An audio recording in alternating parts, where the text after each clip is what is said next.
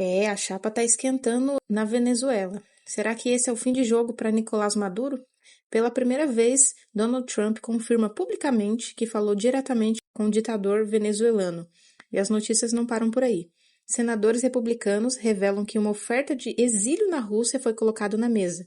Enquanto isso, radares detectam um avião ligado ao regime pousando estranhamente perto da fronteira com o Brasil.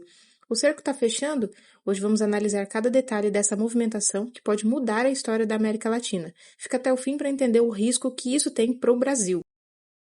Donald Trump quebrou o silêncio nesse domingo, dia 30 de novembro. O presidente confirmou aos jornalistas, enquanto estava a bordo de seu avião Air Force One, que teve sim uma conversa telefônica com Nicolás Maduro. Quando perguntado sobre a conversa, Trump foi enigmático, mas direto. Ele disse: "Eu não diria que foi boa ou ruim, foi um telefonema." Parece simples, mas na diplomacia isso diz muito. Trump não negou o contato e isso confirma que existe uma linha direta de negociação ou de ultimato acontecendo nos bastidores agora mesmo enquanto a gente grava esse vídeo. Mas o que foi dito nessa ligação? É aí que a história fica interessante e até explosiva. Segundo informações confirmadas por senadores republicanos, o recado de Washington foi claro: saia agora ou enfrente as consequências. A proposta seria uma espécie de ponte de prata. O Trump teria oferecido a Maduro para deixar a Venezuela imediatamente e fugir para a Rússia ou outro país que aceite asilá-lo sem ser perseguido pelos Estados Unidos.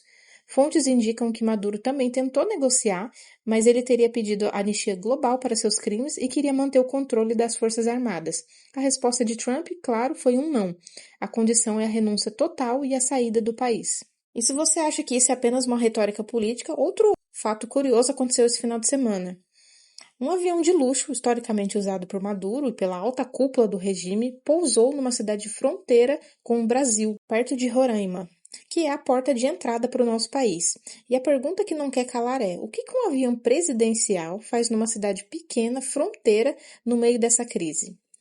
Tem gente falando que o Maduro não estava lá, eu concordo, eu acho que ele não abandonaria o país dele assim do nada, mas é de se pensar que talvez ele tenha assim um plano B. Isso nos leva a uma pergunta muito importante que afeta diretamente o nosso país. Existe uma chance real do Maduro fugir para o Brasil? E qual será a postura de Lula nessa briga de cachorro grande? Tecnicamente, fugir para o Brasil seria a rota terrestre mais fácil para o Maduro, né? Bem mais fácil ele vir para o Brasil do que para a Rússia, principalmente se o espaço aéreo no Caribe estiver bloqueado pelos caças americanos.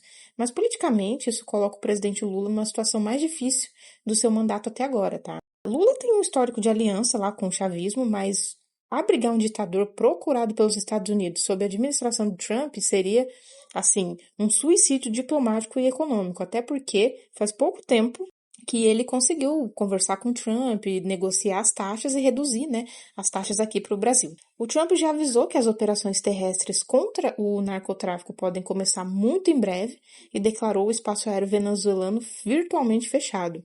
Maduro está encurralado, de um lado a ameaça de uma intervenção real dos Estados Unidos, do outro uma oferta para fugir para a Rússia e viver no exílio, e no meio disso um avião pousando na fronteira, o que coloca o Brasil em estado de alerta também. E é o seguinte, se o regime cair nas próximas horas ou próximos dias, a gente pode ver uma onda de refugiados ou até mesmo de militares venezuelanos tentando cruzar para o Brasil. Então o Brasil tem que ficar muito atento, né? Principalmente quando esses conflitos envolvem países vizinhos e que fazem fronteira com o nosso país.